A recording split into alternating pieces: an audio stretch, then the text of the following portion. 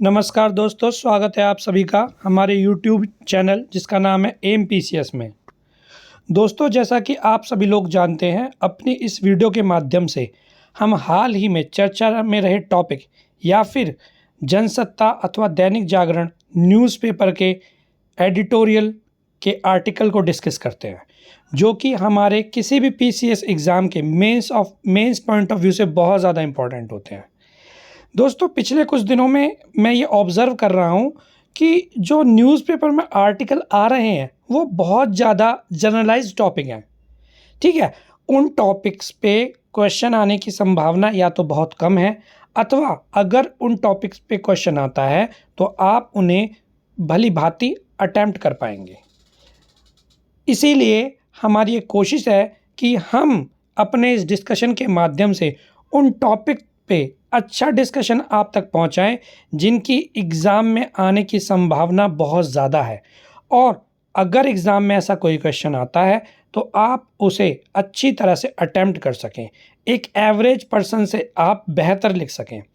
तो दोस्तों, इसी कड़ी में आज का जो हम आर्टिकल डिस्कस करने जा रहे हैं, ठीक है, ये बहुत ज़्यादा चर्चा में है। ठीक है, आज का नहीं है, ये आर्टिकल पुराना है, लेकिन जो टॉपिक है, विकसित भारत की जो बात चल रही है, ये बहुत ज़्यादा हॉट टॉपिक है। ठीक है, तो ये पहले एक एडिटोरियल में आया था, विकसित भारत की राह। विकसित भारत की राह क्या हो सकती है, क्या क्या चीज़ें हमारे पक्ष में हैं, क्या क्या चुनौतियाँ हैं, हमें क्या करना होगा, ये सारी बातों पर डिस्कशन करेंगे, जो कि GS पेपर 3 के पॉइंट ऑफ व्यू से आप लोगों के लिए बहुत ज़्यादा इम्पोर्टेंट रहने वाला है। तो दोस्तों, इससे पहले हम डिस्कशन करें, आप लोगों से देखिए रिक्वेस्ट है कि हमारे चैनल को सब्सक्राइब कीजिए, अपने दोस्तों के साथ शेयर कीजिए, अपनी प्रतिक्रिया हमें कमेंट के माध्यम से ज़रूर बताइए। अगर आपको हमारा ये इनिशिएटिव पसंद आ रहा है तो हमारे चैनल को लाइक भी करें। ठीक है, ये सारी चीज़ें दोस्तों, आपका एक शेयर हमें और अच्छा कंटेंट आप तक पहुंचाने के लिए मोटिवेट करेगा। तो दोस्तों, बिना देर किए हम बढ़ते हैं अपने डिस्कशन की तरफ। चलिए डिस्कशन स्टार्ट करते हैं। तो दोस्तों, जैसा कि आप सभी को जानते हैं कि वर्तमान सरकार ने एक महत्वाकांक्षी लक्ष्य निर्धारित किया है। वो लक्ष्य क्या है कि 2047 तक भारत को विकसित देश की श्रेणी में लाना। ठीक है, विकसित देश की श्रेणी में लाना, ये वर्तमान सरकार ने रोड मैप और एक महत्वाकांक्षी और दूरदर्शी लक्ष्य निर्धारित किया है। तो इसी आर्टिकल से हमने ऑर्गेनाइज्ड वे में पॉइंट्स को निकाला है, उन पॉइंट्स के माध्यम से डिस्कस करते हैं। चलिए देखिए, विकसित भारत का जो लक्ष्य है ना, ये एक महत्वाकांक्षी और दूरदर्शी लक्ष्य है। तो इसके लिए जो प्रयास करने होंगे भारत सरकार को, है ना, वो प्रयास भी महत्वाकांक्षी और दूरदर्शी होने चाहिए। इसके लिए दृष्टिकोण क्या होगा? देखिए, विकसित भारत बनाने के लिए हमें सामाजिक और आर्थिक दोनों ही क्षेत्रों का विकास करना होगा। ऐसा ना हो कि आर्थिक क्षेत्र में तो विकास हो जाए और सामाजिक विकास में हम कहीं पीछे रह जाएं। विकसित भारत सही मायनों में अपने ध्येय को तभी प्राप्त कर सकेगा जब आर्थिक विकास के साथ साथ सामाजिक विकास भी सुनिश्चित किया जा सके। इसके लिए राष्ट्रीय और राज्य स्तरीय दृष्टिकोण को समाहित करना होगा, क्योंकि आप जानते हैं भारत में क्या है, संघात्मक शासन प्रणाली है। तो इसके संघात्मक शासन प्रणाली के अंतर्गत ही राष्ट्रीय और राज्य स्तरीय जो दृष्टिकोण है उसको समाहित करना होगा। और क्योंकि देखिए, भारत सरकार जो है वो एक कल्याणकारी, लोक कल्याणकारी सरकार है। बहुत सारे राजस्व का एक बड़ा हिस्सा उसे अपनी कल्याणकारी योजनाओं पे व्यय करना होता है। तो विकासात्मक प्रक्रियाओं के लिए सरकारी और निजी भागीदारी PPP की जो महत्व है, वो यहाँ पे बहुत ज़्यादा इम्पॉर्टेंट हो जाता है। तो हमें क्या देखना है कि विकसित भारत के लिए सामाजिक और आर्थिक विकास दोनों ही श्रेणियों में विकास को हमें सुनिश्चित करना होगा, राष्ट्रीय और राज्य स्तरीय दृष्टिकोण अपनाना होगा और सरकारी निजी भागीदारी को प्रोत्साहित करना होगा। तो देखिए, राइटर क्या कह रहे हैं, अगर सबसे पहले हम बात करें मानव संसाधन की, तो मानव संसाधन को हमें, जो हमारा एक बहुत बड़ी जनसंख्या है जिसमें एक बहुत बड़ा वर्ग युवाओं का है, जो जनसांख्यिकीय लाभांश की बात करते हैं हम, तो उसको वाकई में ही जनसांख्यिकीय लाभांश प्राप्त करने के लिए या जनसंख्या को मानव संसाधन में परिवर्तित करने के लिए हमें क्या होगा, समग्र शिक्षा अभियान को का क्रियान्वयन जो है वो बहुत अच्छी तरीके से करना होगा। उच्च शिक्षा संस्थानों का विकास करना होगा, उनका विस्तार करना होगा, और कौशल विकास, है ना, जो कौशल विकास है, युवाओं के कौशल विकास पर भी ध्यान देना होगा। राइटर एक हवाला दे रहे हैं कि वर्तमान में जो उच्च शिक्षण संस्थान हैं उनमें सकल नामांकन अनुपात कितना है, 28.4, और 2047 तक उच्च शिक्षा में विद्यार्थियों की संख्या क्या है, लगभग दोगुनी हो जाएगी। अगर ये संख्या लगभग दोगुनी होती है तो हमें शिक्षण, जो वर्तमान में मौजूद शिक्षण संस्थान है उनकी क्षमता भी बढ़ानी पड़ेगी। मान लीजिए किसी शिक्षण संस्थान में 200 सीट है, तो कहीं ना कहीं वो हमें 250 या 250 या 300 तक करनी पड़ेंगी, और अतिरिक्त संस्थानों का भी हमें निर्माण करना होगा। ठीक है, और वो जो हमारे शिक्षण संस्थान है वो किस पर आधारित होने चाहिए, अनुसंधान पर और नवाचार पर।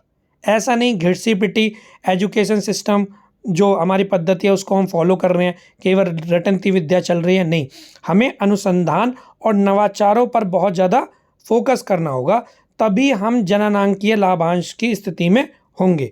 क्योंकि जननांकीय लाभांश प्राप्त करने के लिए जो उच्च शिक्षण संस्थानों की आवश्यकता है, उसके लिए क्या होगा कि हमें सार्वजनिक और निजी भागीदारी की आवश्यकता होगी, या फिर निजी क्षेत्र को ही आगे आना होगा इसके लिए।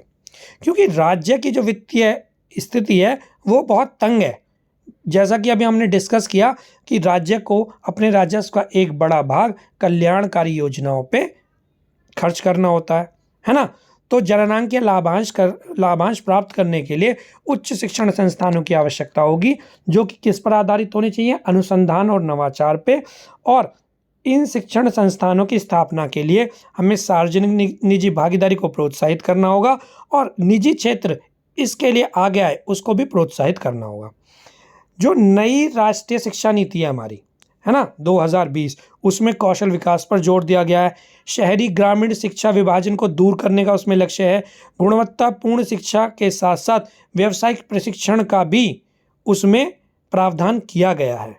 तो जो नई राष्ट्रीय शिक्षा नीति है उसका कुशल क्रियान्वयन, प्रभावी क्रियान्वयन पर भी हमें जोर देना होगा। ठीक है, उसके बाद स्वास्थ्य की बात कर रहे हैं। राइटर कह रहे हैं कि वर्तमान में 1.5 लाख से अधिक आयुष्मान भारत केंद्र खुल चुके हैं, जहां पे प्राथमिक स्वास्थ्य सेवाएं उपलब्ध कराई जा रही हैं। इसी तरह से देश में 14 लाख आंगनबाड़ी केंद्र हैं, जहां पे लगभग 10 करोड़ बच्चों को बाल्य शिक्षा और स्वास्थ्य पर ध्यान दिया जा रहा है, जैसे कि मिड डे मील योजना हो गई, है ना। तो ये स्वास्थ्य से रिलेटेड चीज़ें हो गई। और राइटर कह रहे हैं कि देखिए मीलों दूर हम आ गए हैं, मतलब जैसे कि शिशु मृत्यु दर हो गई, मातृ मृत्यु दर हो गई, या कम वजन वाले बच्चों का अनुपात हो गया, इनमें लगातार गिरावट देखी जा रही है। तो मीलों दूर हम आ गए हैं और मीलों दूर ही हमें जाना है। तो ये स्वास्थ्य की बात हो गई। और स्वास्थ्य क्षेत्र में भी हमें कहीं ना कहीं अनुसंधान और नवाचार को बढ़ावा देना होगा। कैसे? जैसे टेलीमेडिसिन की एक व्यवस्था है, दूर दराज इलाकों में इंटरनेट के माध्यम से जो अच्छे अच्छे डॉक्टर हैं उनसे कंसल्ट किया जा सके, है ना, उनसे प्रिस्क्रिप्शन लिया जा सके, और उन्नत सुविधाओं का विकास करना होगा। तो सबसे पहले हमने बात करी किसकी, मानव संसाधन की, शिक्षा की, स्वास्थ्य की। अब अवसंरचना की अगर हम बात करते हैं तो देखिए भारत इस समय अवसंरचनात्मक ढांचे के विकास के लिए बहुत तेजी से कदम उठा रहा है। जैसे पिछले अगर दशक की हम बात करें तो रेल लाइन निर्माण जो है प्रति वर्ष से लगभग 3 गुना हो गया है, और इसी ड्यूरेशन में राष्ट्रीय राजमार्ग संजाल में 60% की वृद्धि हुई है। विज्ञान और अंतरिक्ष में हम एक नई गाथा लिख रहे हैं, नए प्रतिमान स्थापित कर रहे हैं। इसरो ने जहां चंद्रयान 3 का सफलतापूर्वक अपना मिशन जो भी लक्ष्य था उसको प्राप्त किया। आदित्य L1 एक हमारा महत्वाकांक्षी मिशन है। उसी तरह से गगनयान आने वाले समय में एक बहुत बड़ा मिशन होगा। तो हम यहाँ भी क्या है, जो उन्नति है, जो प्रगति है, उसके नित नए आयाम गढ़ रहे हैं। डिजिटलीकरण की हम बात करें, देखिए आधार सर्विस हो गई, UPI हो गया, कोविन प्लेटफॉर्म हो गया, ये सारी चीज़ें डिजिटलीकरण के क्षेत्र में बहुत महत्वपूर्ण पहले हैं, है ना। बिजली की अगर हम बात करें, बिजली के लिए सौभाग्य योजना है, पेयजल के लिए हर घर जल योजना भारत सरकार द्वारा चलाई जा रही है, बैंक खातों के लिए जनधन योजना, है ना, जिससे कि वित्तीय समावेशन को बढ़ावा मिल सके, मोबाइल फ़ोन और इंटरनेट की सार्वभौम पहुंच सुनिश्चित करने के प्रयास के लिए ब्रॉडबैंड योजना, है ना, ऑप्टिकल फाइबर योजना, इस तरह के प्रयास सरकार कर रही है। और वर्तमान में भारत में 120 करोड़ मोबाइल धारक हैं, जिनमें से 80 करोड़ इंटरनेट उपयोग करता है ना। तो डिजिटलीकरण को इससे बढ़ावा मिलेगा। लेकिन यहाँ पे कुछ चुनौतियाँ भी हैं, जैसे कि साइबर अपराध हैं, तो उनके लिए हमें क्या है, उनके लिए एक मजबूत व्यवस्था का निर्माण करना होगा। उसके अगर हम बात करें रचनात्मकता की और नवाचार की, तो देखिए डिजिटल इंडिया होगा, स्टार्टअप इंडिया होगा, ये ऐसे कदम हैं जिससे कि इनोवेशन को बढ़ावा दिया जा रहा है ना, एंटरप्रेन्योरशिप को बढ़ावा दिया जा रहा है। और भारत सबसे बड़ा स्टार्टअप इकोसिस्टम वाला देश बन चुका है। 100 से ज़्यादा यूनिकॉर्न हैं अभी देश में। अमेरिका और चीन के बाद भारत तीसरे नंबर पर सबसे बड़ा स्टार्टअप इकोसिस्टम वाला देश बन चुका है। गरीबी उन्मूलन की बात करें, देखिए जैसे कि अभी हमने कहा कि विकसित भारत के लिए आर्थिक विकास के साथ साथ सामाजिक विकास की भी दरकार होगी। तो अभी हमने बात जितनी भी करी वो आर्थिक विकास से रिलेटेड थी। अभी अगर हम सामाजिक विकास की बात करें तो उसके लिए गरीबी उन्मूलन करना होगा, है ना। उसके लिए भारत सरकार योजनाएं कौन कौन सी चला रही है, प्रधानमंत्री गरीब कल्याण अन्न योजना, जिसे खाद्य सुरक्षा अधिनियम 2003 के क्रियान्वयन के लिए प्रारंभ किया गया है। मनरेगा योजना हो गई, प्रधानमंत्री आवास योजना हो गई। ये ऐसी योजना है जो कहीं ना कहीं गरीबी उन्मूलन और जो भुखमरी है इस तरह की समस्याओं को संबोधित करती हैं। ठीक है, कृषि सुधार की बात करनी होगी, है ना, क्योंकि भारत में जो एक बहुत बड़ी आबादी है वो कृषि पर निर्भर है ना। तो कृषि सुधार करने होंगे, कृषि में नवाचारों को हमें प्रोत्साहित करना होगा, तकनीकी का इस्तेमाल करना होगा, उच्च उत्पादकता को सुनिश्चित करना होगा और शहरी ग्रामीण विभाजन जो है उसको समाप्त करना होगा। अगर हम कृषि में सुधार कर लेते हैं तो देखिए ग्राम से शहरों की तरफ होने वाला प्रवास अपने आप ही रुक जाएगा। और अगर अपने आप रुक जाएगा तो हमारा जो स्मार्ट शहर है, तो स्मार्ट शहर के साथ साथ हम स्मार्ट ग्राम की जो अवधारणा है उन्हें भी कहीं ना कहीं प्राप्त कर सकेंगे। पर्यावरण अनुकूल ढांचा में तैयार करना होगा, इसके लिए प्राकृतिक संसाधन है उनका संरक्षण करना होगा, नवीकरणीय ऊर्जा को बढ़ावा देना होगा, हरित प्रौद्योगिकी को प्रोत्साहित करना होगा, है ना। और पर्यावरण संरक्षण के लिए हमें कौन सी तकनीक अपनानी पड़ेगी, अनुसंधान नवाचार। ठीक है, तकनीकी के प्रयोग की का जहाँ तक सवाल है तो हमें आर्टिफिशियल इंटेलिजेंस, है ना, आर्टिफिशियल इंटेलिजेंस जिसे हम कृत्रिम बुद्धिमत्ता कहते हैं, जैव प्रौद्योगिकी यानी बायोटेक्नोलॉजी, स्वच्छ ऊर्जा यानी क्लीन एनर्जी, ये सारे ऐसे क्षेत्र हैं इनमें हमें निवेश को बढ़ावा देना होगा और नवाचार के माध्यम से अनुसंधान और विकास की संस्कृति को प्रोत्साहित करना होगा, है ना। तभी हम हर क्षेत्र में आगे बढ़ पाएंगे और आर्थिक और सामाजिक विकास सुनिश्चित करने के उपरांत ही विकसित भारत का लक्ष्य प्राप्त किया जा सकेगा। ठीक है, अधिक से अधिक लोगों को रोजगार मिले उसके लिए व्यवसाय सुविधा जैसे विनिर्माण क्षेत्र का हमें कायाकल्प करना होगा, जिससे कि रोजगार के मौके बढ़ें, रोजगार सृजन हो, निर्यात को बढ़ावा देना होगा, लघु और मध्यम उद्योगों के विकास पर बल देना होगा, सार्वजनिक निजी भागीदारी को भी हमें कहीं ना कहीं बढ़ावा देना होगा। तो देखिए ये सारे वो पॉइंट हैं जहाँ जहाँ हम काम कर रहे हैं, जहाँ जहाँ हमें काम करने की आवश्यकता होगी। ठीक है, अब हम देखते हैं कि कुछ चुनौतियाँ भी हैं, वैश्विक चुनौतियाँ भी हैं जो हमारे विकसित भारत के लक्ष्य को कहीं ना कहीं प्रतिकूल रूप में प्रभावित कर सकती हैं। तो उन चुनौतियों से निपटने के लिए भी हमें कुछ ना कुछ उपाय करने होंगे। वो चुनौतियाँ कौन सी हैं, ध्रुवीकृत दुनिया। देखिए आज क्या है, वैश्विक संघर्ष चल रहा है, चाहे वो रूस और यूक्रेन का संघर्ष हो, चाहे वो इजराइल फिलिस्तीन का संघर्ष हो, इजराइल ईरान संघर्ष हो, कहीं ना कहीं क्या है, दुनिया क्या है, ध्रुवीकृत होती जा रही है। ऐसे में सभी के साथ संतुलित संतुलित भागीदारी रखना, संतुलित लक्ष्य बनाना भारत के लिए एक बड़ी चुनौती होगी। ठीक है, संस्थागत और संरचनात्मक सुधार की भी आवश्यकता होगी, चाहे वो विश्व व्यापार संगठन हो, है ना, चाहे वो संयुक्त राष्ट्र की सुरक्षा परिषद हो, उसमें भी संस्थागत और संरचनात्मक सुधार की आवश्यकता होगी। क्षेत्रीय असमानताओं को हमें संबोधित करना होगा, जैसे उत्तर दक्षिण विभाजन, जिसे हम नॉर्थ साउथ डिवाइड कहते हैं, है ना। अंतर्राष्ट्रीय प्रतिबद्धताओं का पुनर्मूल्यांकन करना होगा, जैसे कि भी संयुक्त राष्ट्र संघ की स्थापना क्यों की गई थी, ताकि भविष्य में कोई वैश्विक युद्ध ना हो सके, विश्व युद्ध ना हो सके। लेकिन वर्तमान में हम क्या देख रहे हैं, कहीं ना कहीं तृतीय विश्व युद्ध की आहट नज़र आती है। जब दुनिया ध्रुवीकृत नज़र आती है तो अपने आप से कहीं ना कहीं तृतीय विश्व युद्ध की आहट हमें देखने को मिलती है। जलवायु परिवर्तन पर जो प्रतिबद्धताएं हैं, जो वैश्विक प्रतिबद्धताएं हैं, उनका हमें पुनर्मूल्यांकन करना पड़ेगा, तभी हम पृथ्वी को जो ओजोन डिप्लीशन है ना, और carbon monoxide, carbon dioxide, global warming, इस तरह की चीज़ों से हम बचा पाएंगे। अज्ञात प्राकृतिक जोखिम, देखिए कई बार महामारी आ जाती है, जैसे कोविड-19 इसका एक बहुत अच्छा एग्जाम्पल है ना, या भूकंप आ जाता है, या बहुत से चक्रवात आ जाते हैं।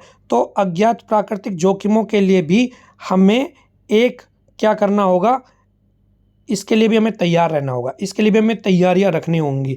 आतंकवाद जैसी वैश्विक समस्या से निपटने के लिए भी हमें बहुत सारे प्रयासों की आवश्यकता होगी।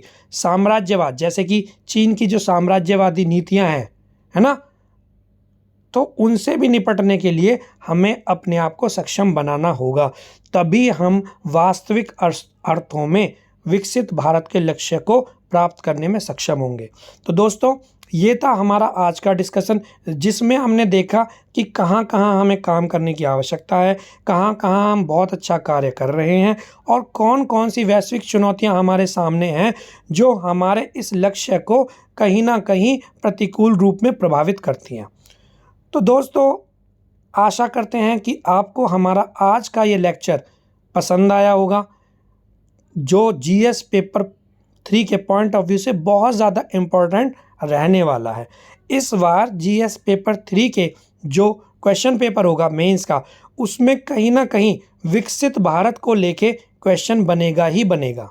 तो उम्मीद करते हैं दोस्तों, आपको ये लेक्चर हमारा समझ में आया होगा, पसंद भी आया होगा। अगर आपको इसमें कुछ सुधार की गुंजाइश लगती है तो आप हमें अपनी प्रतिक्रिया, आप हमें अपना फीडबैक कमेंट के माध्यम से ज़रूर दें। आपसे पुनः अनुरोध है कि अगर आपको हमारी ये पहल पसंद आ रही है तो हमारे चैनल को शेयर अवश्य करें, सब्सक्राइब अवश्य करें, ताकि अगली वीडियो की नोटिफिकेशन आपको समय से मिलती रहे। जैसा कि आपसे पहले भी कहा गया था, अगर आपकी तरफ से हमें अच्छा रिस्पांस मिलता है तो हम प्रतिदिन 2 वीडियो डालेंगे, और दोनों ही वीडियो में ऐसे टॉपिक होंगे जो आपके एग्ज़ाम पॉइंट ऑफ व्यू से बहुत बहुत इम्पोर्टेंट रहने वाले हैं। देखिए, जब हम किसी टॉपिक को डिस्कस करते हैं, क्योंकि आप लोग सब एस्पिरेंट अच्छी नॉलेज रखते हैं, आपको पता होगा कि हाँ, जिस टॉपिक को हम डिस्कस कर रहे हैं वो एग्ज़ाम पॉइंट से इम्पोर्टेंट है या नहीं है ना, क्योंकि आप भी डेली न्यूज़ कवर कर रहे हैं, आप भी समसामयिक मुद्दों की खबर रख रहे हैं, तो इसीलिए आपको स्वयं आभास होता होगा कि भाई हाँ, ये टॉपिक हमारे एग्ज़ाम पॉइंट ऑफ व्यू के लिए बहुत इंपॉर्टेंट है। तो इसी तरह के अच्छे अच्छे टॉपिक हम आपके लिए लाते रहेंगे दोस्तों। ठीक है, जल्द ही एक अच्छे टॉपिक के साथ आपसे पुनः मुलाकात होगी। तब तक अपना और अपने परिवार का ख्याल रखिए, पढ़ते रहिए, अपने सपनों की तरफ बढ़ते रहिए। जय हिंद।